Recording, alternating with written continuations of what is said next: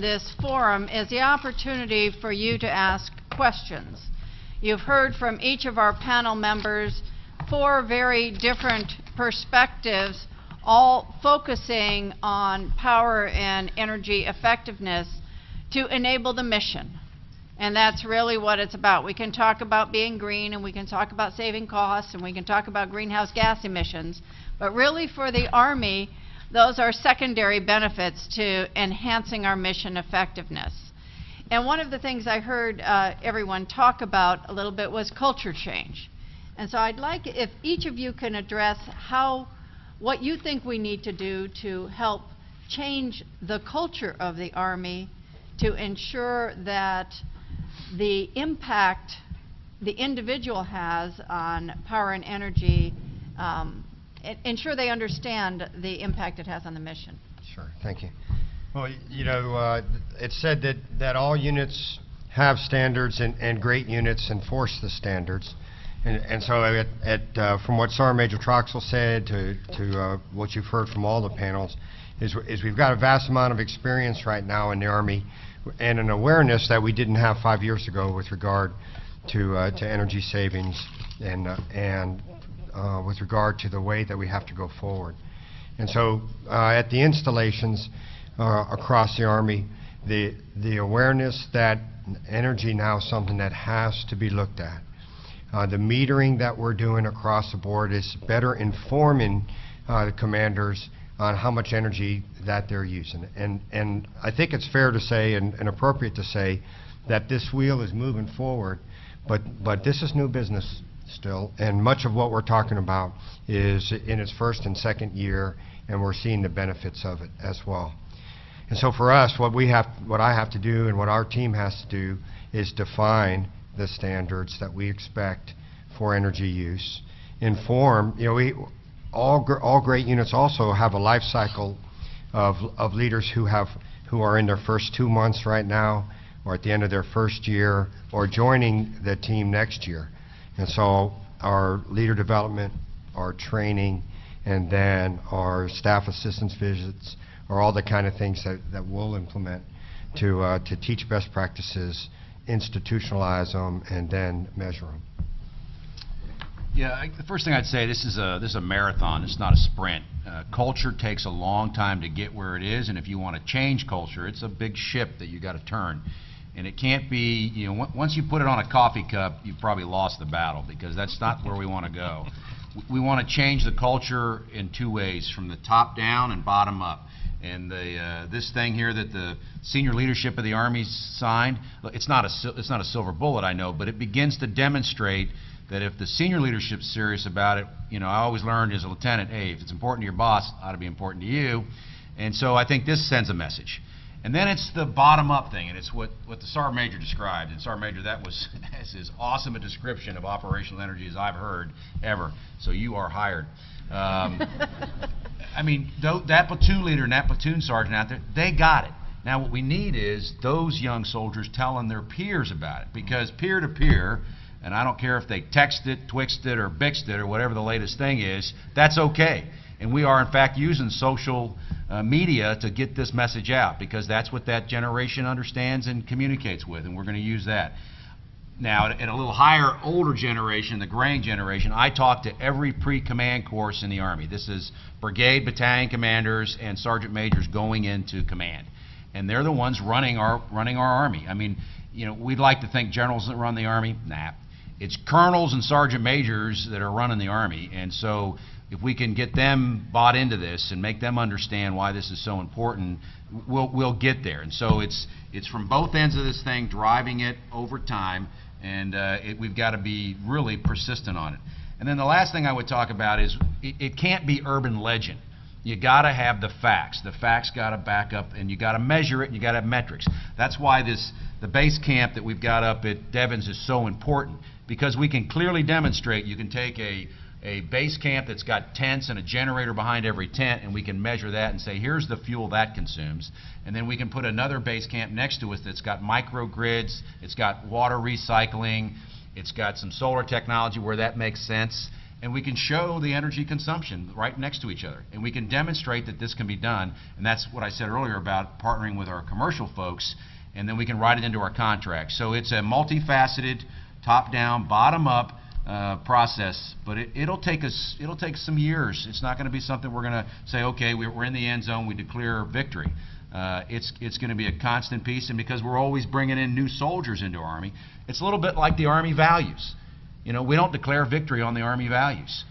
Every soldier that enters our ranks and raises their right hand, we spend time at basic training talking about Army values. And so it is a constant and required kind of culture change, and then you inculcate it.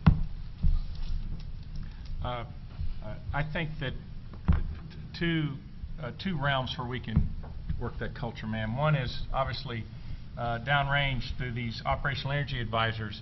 You cannot help but learn from these people, and they are affecting the chain of commands throughout the area of operation every single day by what they're bringing to the fight in terms of their knowledge and their ability to leverage as much as you can out of what little that you have available, and to use energy in a very efficient way. And so the leadership downrange are seeing that.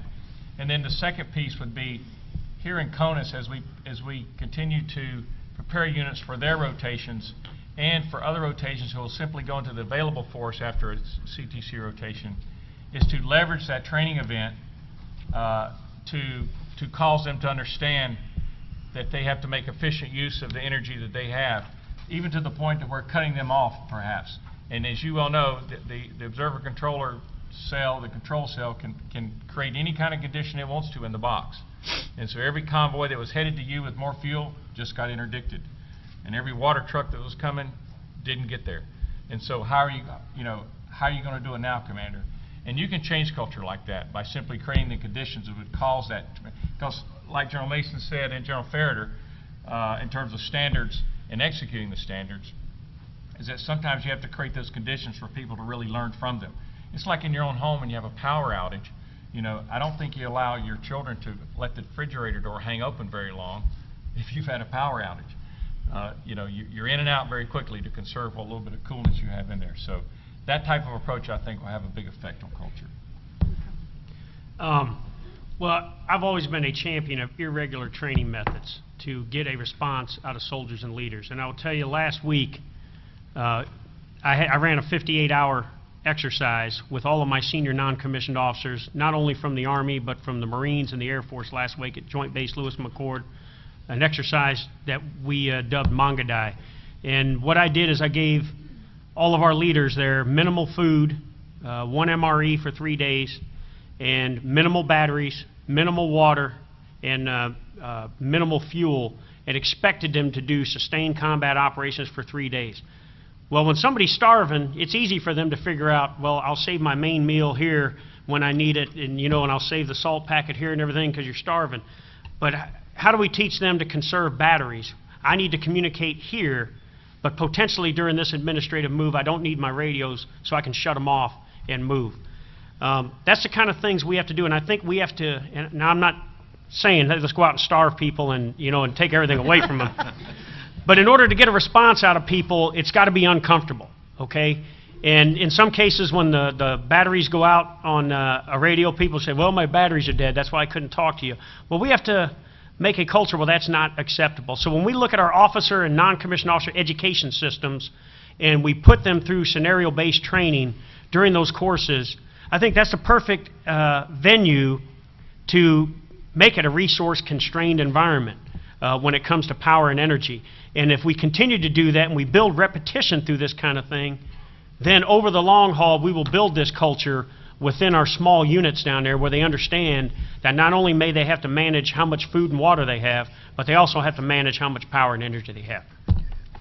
All right, very good. Thank you, and I appreciate your comments. Now, we have microphones in the center aisle.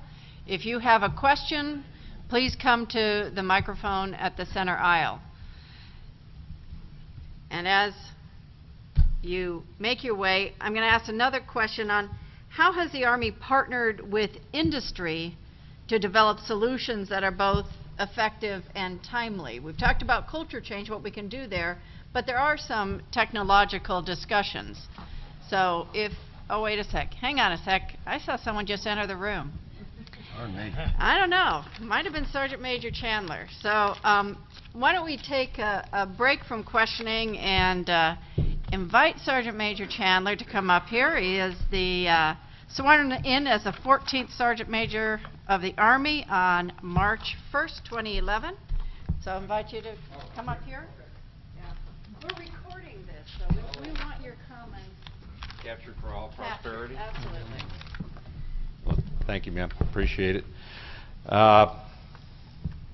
First of all, so a few minutes late, we were talking about the Army profession and doing a NCO development session to talk with our NCOs about standards and discipline, which does in fact kind of tie into what we're talking about here.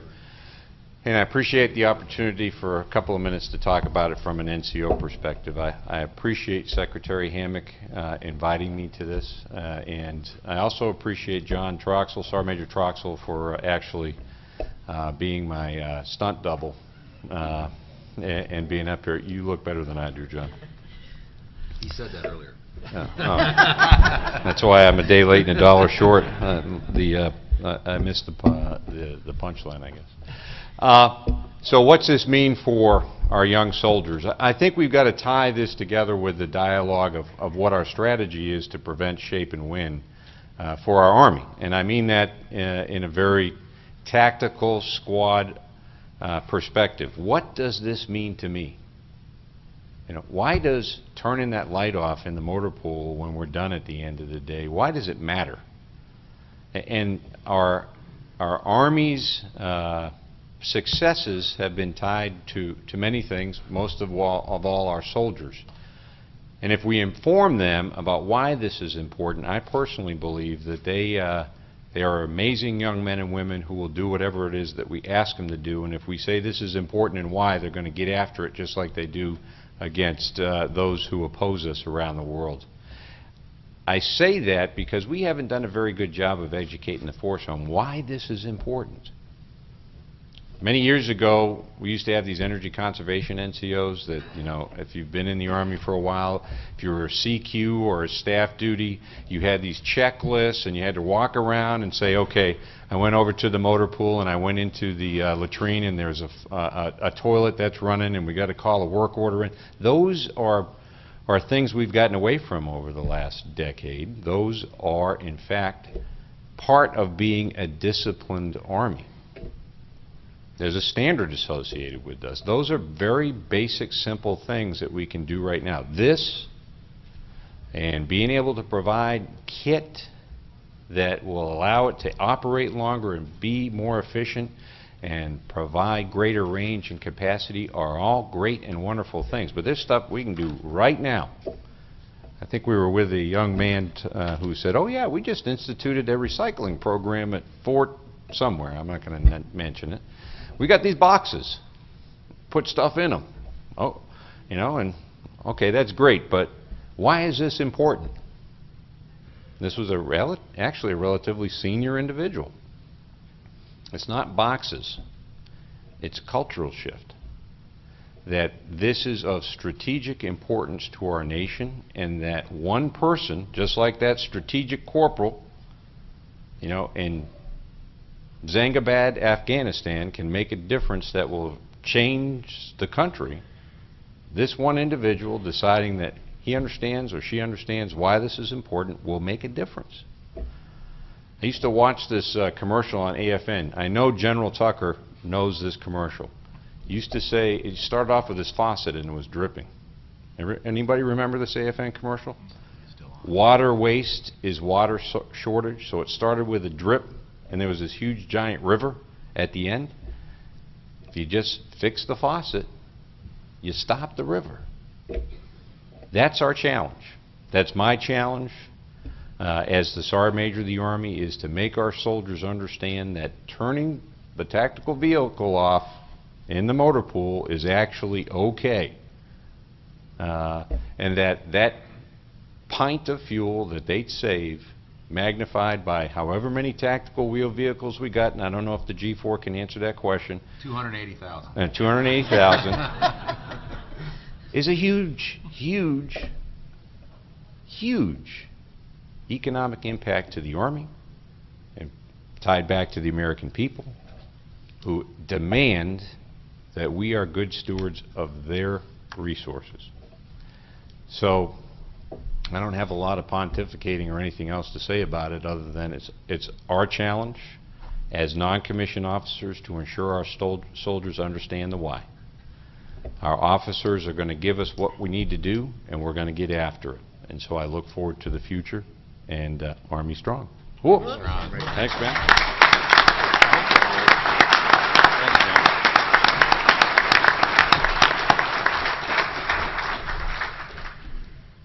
And now we'll continue with our regularly scheduled program. And again, I invite people to come to the center aisle if you have questions. Ma'am, T.W. Williams, Johnson Controls. Question is could you give us an update on where we are with the metering for the Army? Knowing that September passed, we've got a date to get that completed. Are we funded to be able to get that done, one? And two, I know we had a pilot program together where we're trying to figure out exactly how to get this information over a secure network, you know, for systems that were DICAP certified.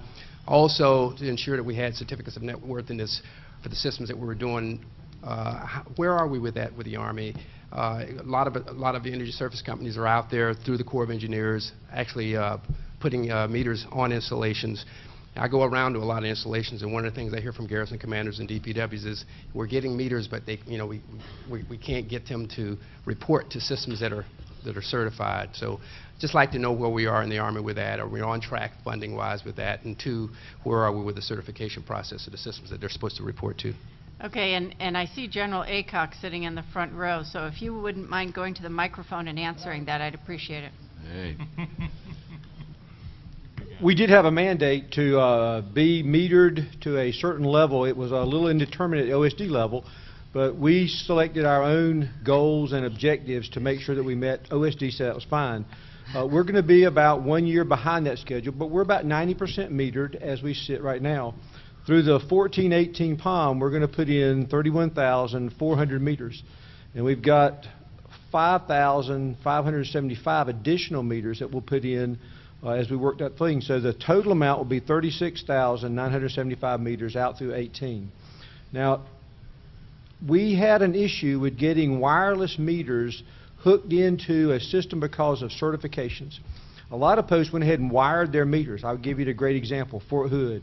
Fort Hood, being one of our biggest installations, is 40% beyond where they need to be in terms of getting to our goals in the future because they wired their meters early, and then they had a competition amongst the soldiers. Now, if you want to get something accomplished, ask soldiers to compete. Ask them to be the best at something. And so that installation did exceptionally well. But we've got other installations that continue to do well in their energy goals. AP Hill is at the same level as Hood. Picatinny and Knox are at 30% to their goals. Bragg, Stewart, and Polk are 20% to their goals, well above where we need to be because they've been able to implement the metering piece. Now, where are we going in the future? Mrs. Hammack is having us work on a MDMS system that is going to then take all that information in the meters and allow us to manipulate it so we can figure out what we need to do next. And we're working with the OSD to have all of our meters be able to talk to each other, Army, Navy, Air Force, and Marine, going into a system that they're going to create, and that system will then allow us to have oversight of the entire system. So that's where we are. We are that 1 year behind schedule, but again, we're at 90% level of the meters that we needed to have in the first place, and we'll see where OSD goes somewhere off into the future. Now, let me carry that to where you all can help us, because I think the folks who are here from industry are here to hear what you all can do to help us. So the first thing you need to do is any economies of scale that can reduce cost will be helpful to us. As we develop these technologies, Ms. Hammack said it better than anybody does, everything's going to become less expensive. Think about computers. You can buy a much more capable computer now than you could just 5 years ago because we have economies of scale and improvements in the system. So we need your help there. We need some help in renewables, and those meters will help us learning where we can best put in renewables, because when we see the opportunity, we can do that. We got to do 2.5 million megawatt hours per year of renewables to meet a 1 gigawatt goal by 2025. You can see where we need to go in order to make this work. And I'd tell you that as you see things come off, compete. Compete, compete, and compete, and keep competing until you win the contracts. Show us where it already works. If you know of a place where your technology is already working, let us go see where that piece is, because we're really looking for proven technology to reduce our costs versus experimental things at this particular point. And I'd tell you, you're going to have to do something boring. You're going to have to actually read congressional testimony, because Congress is just as interested in this as we are. And so if you read the testimony that we do in front of the committees that then gauge our energy, you'll see exactly where Congress intends to fund us and where they intend to put emphasis on us. And I can't think of a better place to go. It's boring reading, that's all there, but it'll give you a hint about where we're going in the future. I hope that answered the question. Thank you, General Aycock. Appreciate that. Do Let we have me- another question? Well, you're waiting on a Go question. ahead. Could I make a comment about where you can help us in the operational energy side? And it's scalable forward operating basis. It's kind of a fob in a box concept. Because our challenge is, the way we've built, we've kind of have a tent kind of operation early on when we go into a contingency. And, politically, we're going to go in, we're going to win, we're going to come out fast. Reality is that's not what happens. We end up staying. But if we go in with tents, we end up staying in tents too long, and those are not very fuel efficient. You are air conditioning or heating the desert, and you got a generator behind each tent. We need some scalable, modular kind of capabilities, in which we're working on some, but you all in the industry can help us with this, that you can go in quickly, that collapses down, maybe shelters that collapse down, you get in the back of aircraft, you can do a contingency, and then that contingency can roll into a longer-term operation, if that's what the nation decides to do. And it doesn't, we go from tents, and 8 years later, we end up then finally getting out of tents. That's not the way we want to do it in the future. So that construct is what we're challenged with. It's got all kinds of pieces around it. And again, I'd ask you to connect initially with Colonel Paul Rogie. Raise your hand, Paul. Our Operational Energy Office Chief and our LIA.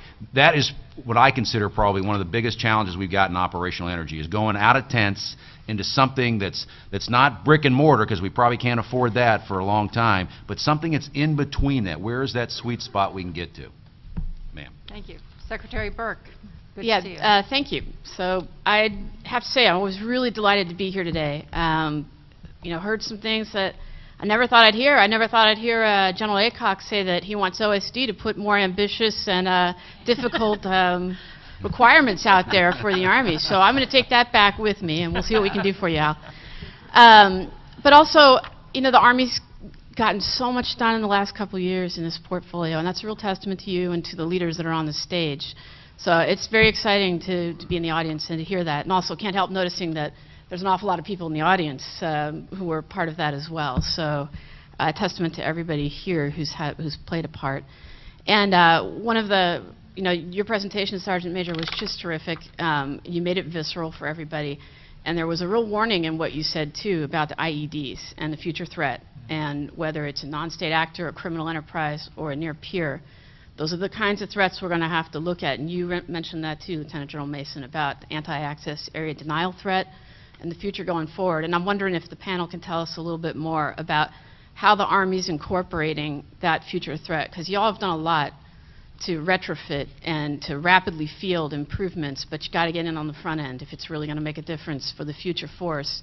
So, with your strategic planning and your gaming and your requirements and how you're actually building the force, how the Army's moving to incorporate some of these lessons learned that you're talking about and the future threats into that future force. Yeah, I might talk a little bit about strategy at the, kind of the Army level, and certainly I'm stepping a little bit into Mike Tucker's area, and he may want to comment. But we've got to figure out how to rapidly deploy, number one, that skill set has atrophied in the Army. We've gotten very, very good at deploying to a latest arrival date, under the R4 Gen process. But being able to deploy rapidly and effectively when you get the call at 2 o'clock in the morning, we're not there. So that skill set is atrophied, and we want to be as effective and as efficient we can be. We don't want to throw mass at the problem. So this contingency operations piece is a piece to it.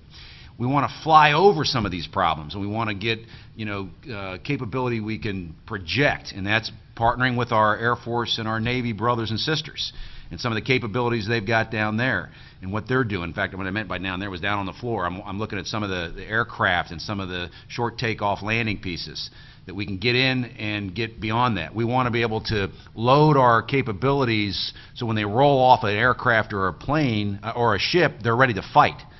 Instead of you take them in and you build them up and you do all the ammunition, it takes you months to do that. Again, you've provided the enemy a target. I don't think they're going to let us do that next time. That is not an easy thing to do, to be able to build it back in CONUS so that when it gets there, it's ready to fight. It goes to putting sets, Army preposition sets around the world. Right now we've got 4, we're looking at other ones. And where do you put them? So again, you can cut that time distance factor and save a lot of that fuel that you might have to push forces out there. And then all you're doing is flying troops into and falling in on that equipment. You know, we had that in Germany for years under the Reforger concept, 10 divisions in 10 days, and all those stocks that sat down there in southern Germany. We need to think that we can't go to that solution set. That doesn't fit for the 21st century. But it's probably smaller sets in many different places. You're probably guessing as best you can about where those places are going to be. So there's a strategy piece to it, and then there's a material solution to a lot of this as well. So it's a combination of those two things. Thank you, sir. On the material solution, we're when we begin to down select on platforms that we're bringing on, the power consumption is a very key selection factor, you know, we have some very large challenges with getting Win-T Increment 2 capability set 13 into some of our legacy platforms, because the legacy platforms don't produce enough energy to power some of these systems, and so these systems are going to have to scale themselves back to a certain extent, and there's got to be a medium approach between those. And then secondly, so power consumption is part of the down select criteria for material solutions to operational needs. And then second, APU, auxiliary power unit technology, is also important with material solutions, so that when we have to power the communication suites and conduct sensor management over extended periods of time, you're not having to run a main power plant just to power those auxiliary systems while you're in static silent watch, so to speak. So those are two main areas where we need to look at power consumption, ma'am. I just wanted to add on a little bit, ma'am, about what you said about the IED. When I look at how an insurgent or a criminal can take 2 boards, 2 pieces of plywood about this long, chop up one of his sandals and use it as a spacer, take a copper wire with carbon rods off a battery with a power source on a jug full of homemade explosive and turn it into a device that would either kill a U.S. soldier or make him a quadruple amputee. This is, and it all costs him less than $1 to make. This is technology, and you talk to commanders all over the world as we look at what our threats are going to be in 2020. This is on their minds. So some of the things that are happening in the training arena right now, while I was in Afghanistan, once a month I did a secure video teleconference with all my regional command sergeant majors, but I also included the Joint IED Defeat Command Sergeant Major, the U.S. Forces Command Sergeant Major, and then the Training and Doctrine Command Sergeant Major, as well as the Centers of Excellence, at looking at and giving them real-time information on what some of the threats we were facing over there. And when it came to this threat, some of the things that the Maneuver Center of Excellence did for us and is continuing to do now, although it is funded by JATO, and whether that's going to continue in the future remains to be seen, was come with a Master Counter IED course to train leaders, non-engineer, non-EOD type leaders, on how to get after the threat, the actual device, how to defeat the device. And it has paid off huge for units that are in southern Afghanistan now and units about to go into those areas. So I think we have to continue to have a training strategy that looks at this, that the infantrymen in the future will not just be with their rifles and machine guns and all the standard infantry equipment. They also have to be able to defeat these devices on the battlefield wherever they pop up. Okay, thank you. Good comments. I do want to ask for some examples of how the Army's partnered with industry to develop solutions that are effective and timely. Mike, do you have some examples on what we've done on installations? Sure. You know, much of the innovation that occurs can occur locally, and so as the garrison commanders and the senior commanders have opportunities to meet with you at the installation, and as we identify need, then on Fed Biz Ops website and the like, you'll see that request for proposal to go out, and so that's where we see the innovation really from the bottom up on many of the areas of energy savings and or service delivery. Yeah, I mentioned it earlier, but the base camp at Fort Devens is really our test bed piece. And when we were up there with Ms. Hammack and I and a number of other folks, I bet there was 20-plus companies there bringing in their capabilities and their different things. And some of those are going to be dry holes, are not going to work, but a lot of them are going to be great innovation kinds of things. And so that's a place where we're working it at. Again, my logistics innovation agency is out there trying to pull kind of near-term commercial off the shelf. We're not a research development organization. We're not science and technology. That's really the ASALT's purview, and they're working some great things in operational energy on that side, pushing the envelope farther out, but more close in. I'm looking for, sometimes it's low-tech solutions. I'm okay with that. That they can come in. In fact, what has happened in filter technology lately is really, really amazing. And when I'm talking about that is water. And the whole the company came in and it almost looked like a flute. And it's really what it is. It's a mini rope you. You stick it down into a stream, you drink water through it, and it cleans about 99.99% of whatever the impurities are in there. And soldiers could just put that in the pocket of their ACU. So it's those kinds of relatively simple solutions. The battery piece is another one. We're really looking for some breakthrough on batteries. And the weight of them, and if you can do all these cell phones, I know we can figure it out too, and so we're trying to leverage that. So I would say it really is some near-term commercial off the shelf. It's filter technology, it's battery technology, and it's recycling of water too, which isn't all that. Again, it's kind of mundane, but we spend an incredible amount of time and effort and friction on heating water, which a lot of those generators are heating water. So trying to figure out how to do that effectively and then recycle that water that's there, and we're not pushing trucks full of water all over the battlefield. And oh, by the way, we're also looking at our well digging capability in the Army, which we've kind of let atrophy as well, and I'm on a push to try to make sure we've got a reasonable amount of capability. There's a lot in the commercial world, and so we'll want to leverage that, and we did that in Afghanistan. So if you're in that business, I think there's some opportunities there as well. Thanks. Ma'am, REF, Rapid Equipment Fielding, has partnered with ACOR, the American Council on Renewable Energy, Defense IQ, and the Defense Strategies Institute on military mobile power. Also, they'll participate in there's an energy summit, I believe, in Houston, Texas, the 27th and 29th of November, where REF will be presenting some of the technologies that we've used in some of these outposts. Ma'am, I would say we continue to, when it comes to industry, as a command sergeant major, you all know who to come talk to. So on any given day, there's people coming to talk to me and asking me what soldiers need on the battlefield. So I think it's a great relationship that we have with industry. And if I say, hey, this is the kind of capability we need, a lightweight vest that is power and energy efficient, but also doesn't degrade the capability of the soldier to fight and win on the battlefield, somebody's going to figure out how to do that.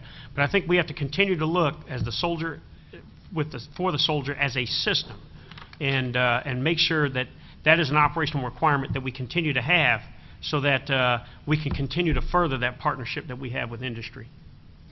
All right, thank you. On or not?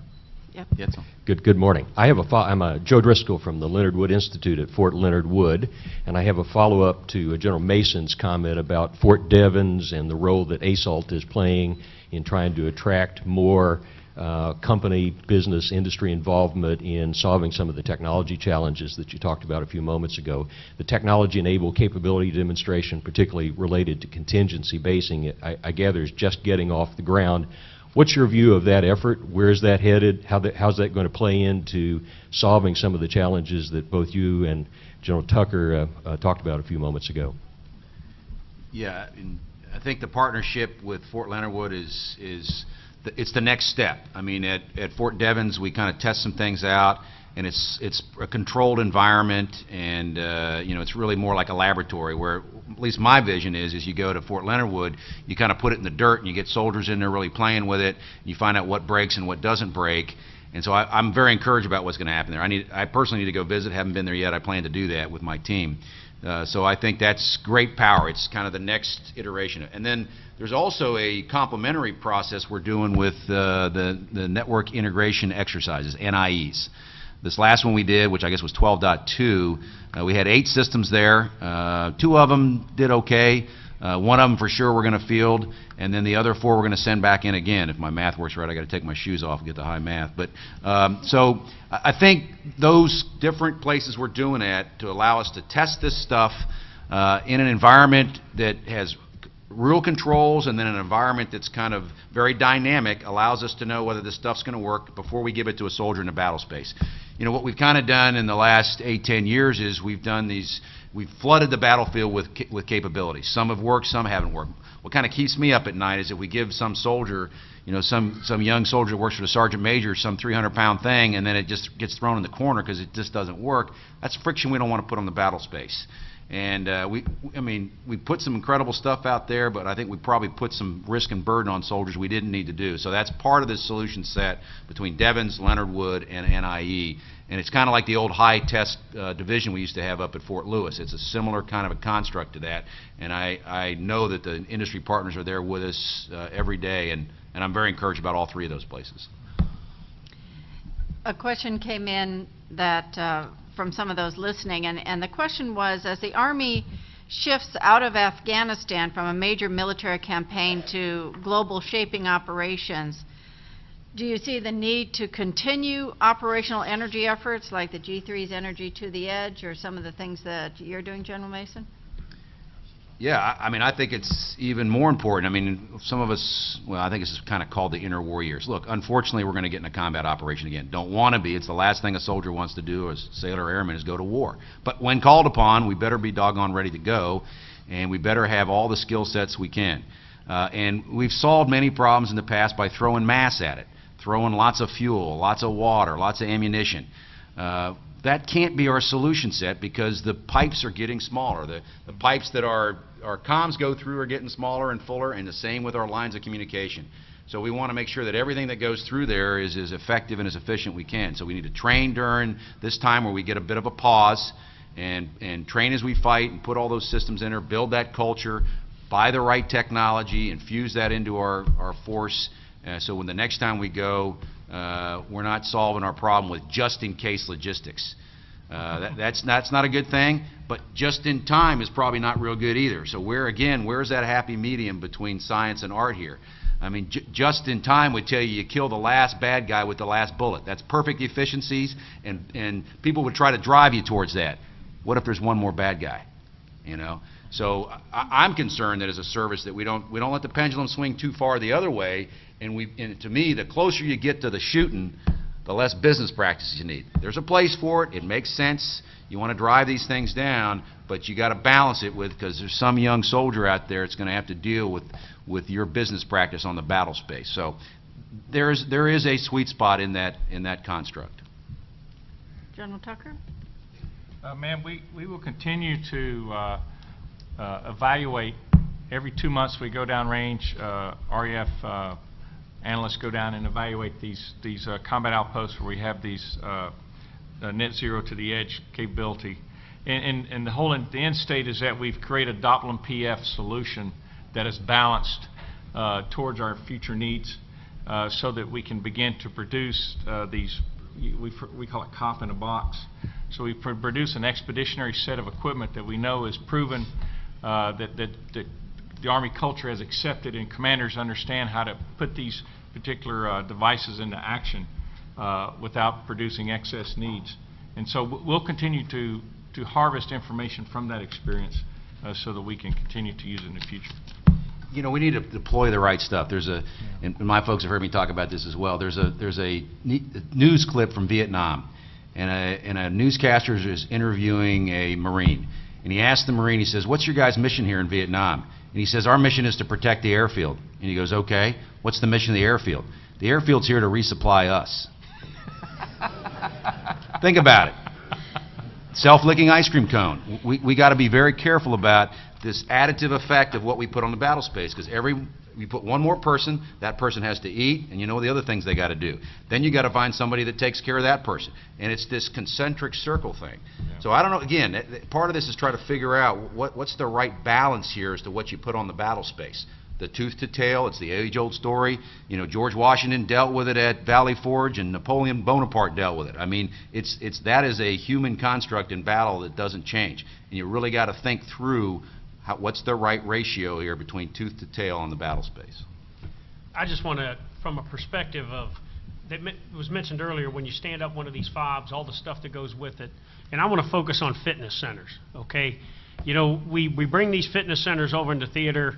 One, we pay people to man them, and they put a lot of equipment in there that, you know, may be good if you're trying to be a bodybuilder, but when you look at what a soldier requires to be effective on the battlefield, it's strong core fitness. I call it strong internal body armor. That's strong core, strong lower back, strong hips, the ability to move at different angles, and a lot of this equipment that we put in there doesn't get after it. When we have systems on the market, off the shelf, that cause a soldier to use their body weight against themselves, that can be anchored on their combat vehicles and stuff like that, that would give them the requisite kind of combat fitness, as opposed to, you know, all of this hundreds of thousands of dollars of equipment we put on a FOB or a combat outpost, which might get them ready for a bodybuilding contest, but doesn't necessarily give them the right fitness level that they need to engage the enemy at 15,000 feet or on rough and uneven terrain. So I think we have to continue to look at getting rid of stuff like that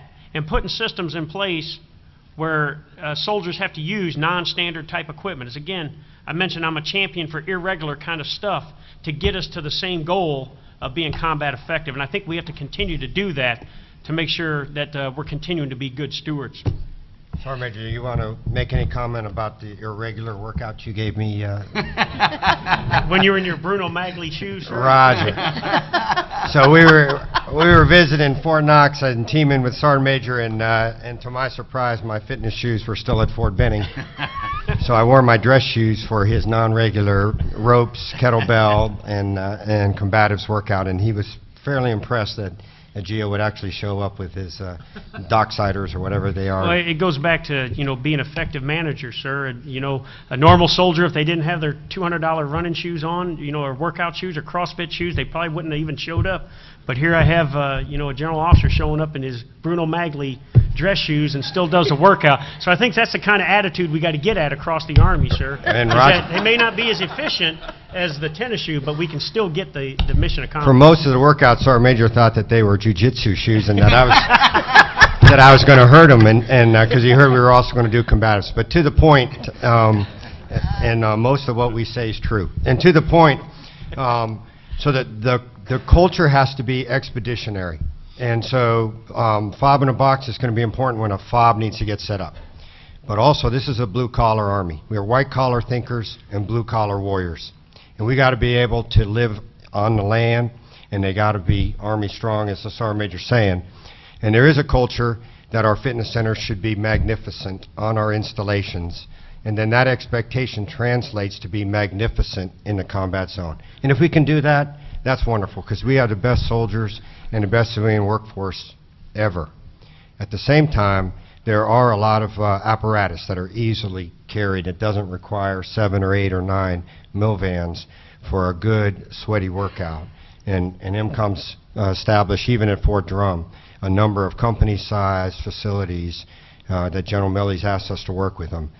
Culturally, we in the Army have to be comfortable with getting into the new kind of functional fitness that translates to warrior fitness, that translates to combatives, that translates to the shoot house, that translates to those hills. And so we're all with you, Sergeant Major, and both overseas and here you'll see more and more of that. You know, when you think about culture, I use an analogy that there's value in scarcity. You value what is scarce, and I'll give you an example. If you're a family, and you got 2 drivers in your family, and you happen to have 3 cars, and one of your cars breaks, one of those 3 cars breaks, how motivated are you to get that car fixed? I'll get around to it. You know, you may not even taken that good care of it. But if you're a family with 2 drivers, and you got 1 car, you're going to take care of that car, because that's your livelihood. And if it breaks, both of you are going to go get it fixed right away, and you're probably going to take pretty damn good care of it. That is the value of scarcity. And frankly, you know, we've lived pretty plenty. I'm not saying that's necessarily wrong, but it's created some unintended consequences about waste. And so that goes to this culture piece of valuing what we have. It goes to why the Sergeant Major was doing that issue with, you got 3 days and 1 MRE. You're going to take care of that. And it's going to build a culture over time of value. All right. Yes, can you go to the microphone, because this is being recorded, if you wouldn't mind. They're going to sit back down now. I have a rather long question that will probably have a very brief answer, possibly even yes or no, as I make my way to the microphone. I was a Squadron XO during the surge in Afghanistan. I got the opportunity to be there in 2010 and 2011. And while I was there, we built up to 9 company and platoon-sized forward operating bases. It was my experience that each of those came with the desire to put about a half dozen things 100 feet in the air, antennas of various kinds, sensors, gunfire sensors, etc. And that each of those things, exacerbating our generator behind every tent problem, each of those things came with its own connex, with its own proprietary power and data. General Tucker, you mentioned a fob in a box. I was curious if, with our huge inventory of all these great things, General Mason, we were also working towards a command post in a box, where all these wonderful doodads would turn from something like a connex to something like a computer that you just put in a server rack, and gain that capability with all of that running off of far fewer generators. Do you want to talk about command post? Or? Well, that's a great question. Thank you. Sir, I just want to talk about the raid towers. You're right, the raid towers we're consuming. The raid towers are a large expandable tower on a fob, and you can hang a lot of sensors on it that gives you 360 situational awareness with infrared and forward-looking infrared, 50 GeM FLIR. It's a pretty nice system, but it sucks a lot of power, and so it was creating it did create a huge power draw, and just through the use of solar panels, we operated. Well, it was FOB. It was the FOB I mentioned earlier, FOB Zorak, operated 96 days without commercial power on solar energy. We would have never figured that out until we had this RAF building. But we are building a command post in a box as well.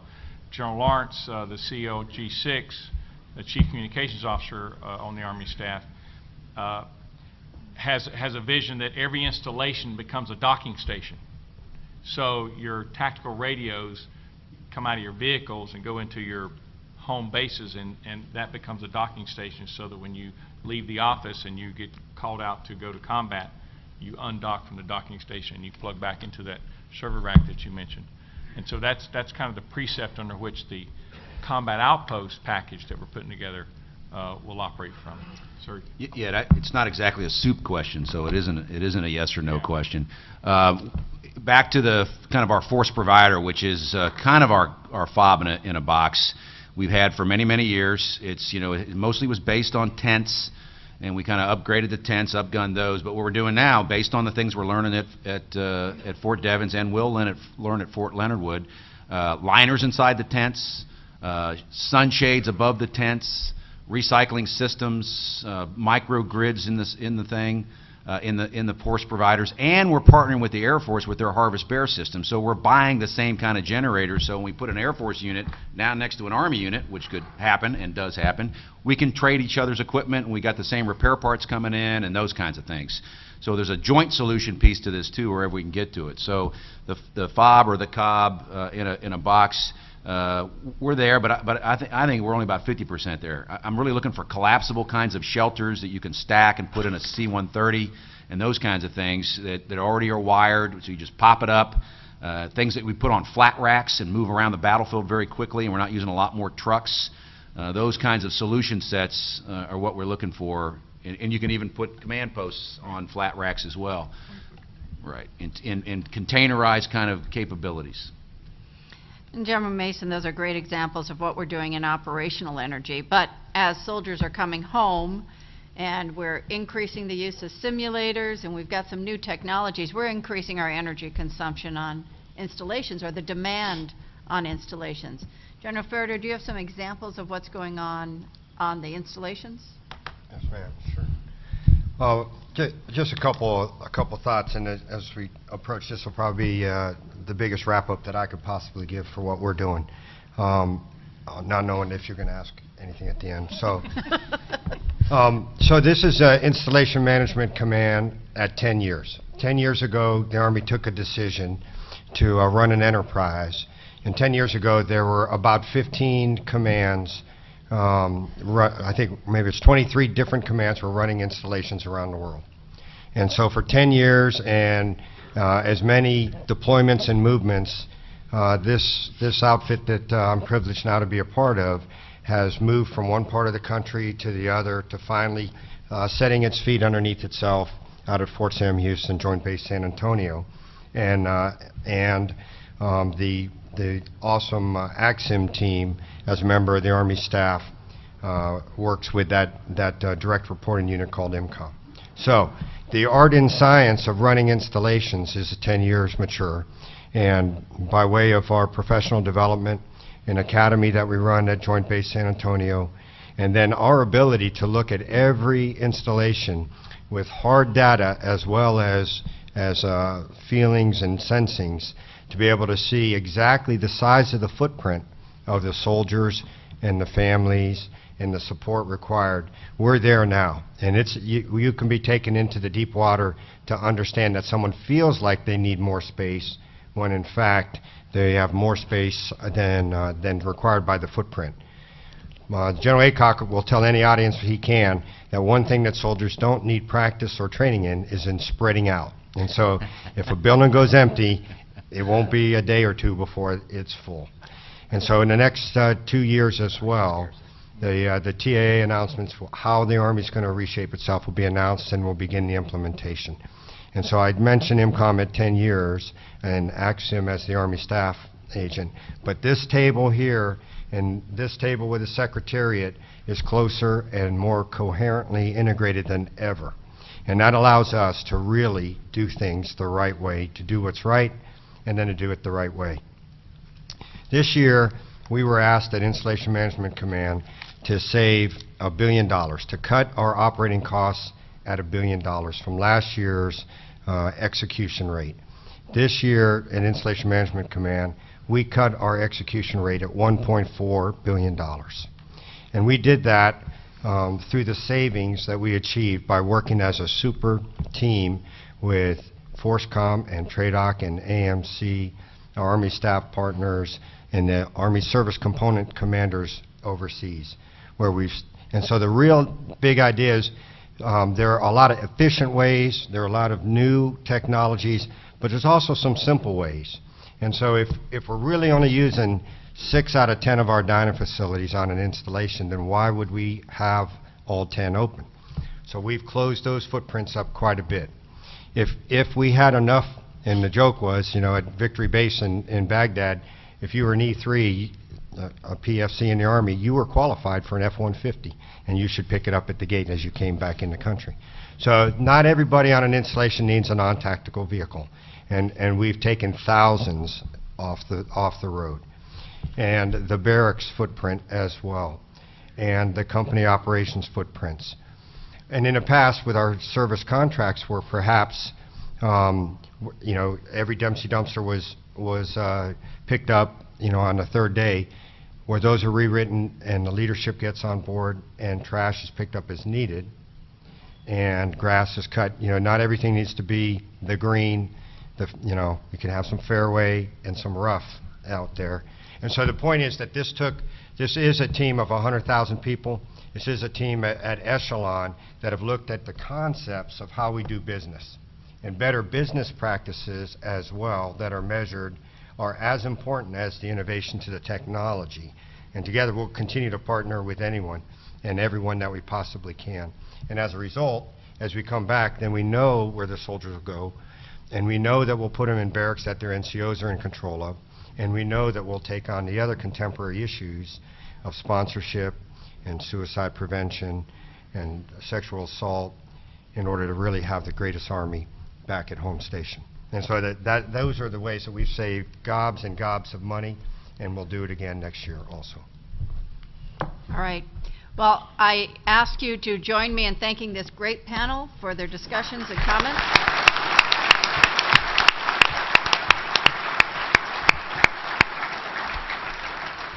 And I want to thank you all for coming to this forum on enhancing mission effectiveness through power and energy advancements. And it's my hope that every member of the Army team, soldiers, families, civilians, and our industry partners will contribute to ensuring that we have an energy secure and water secure future. So thank you all for your participation. Cool. Army strong.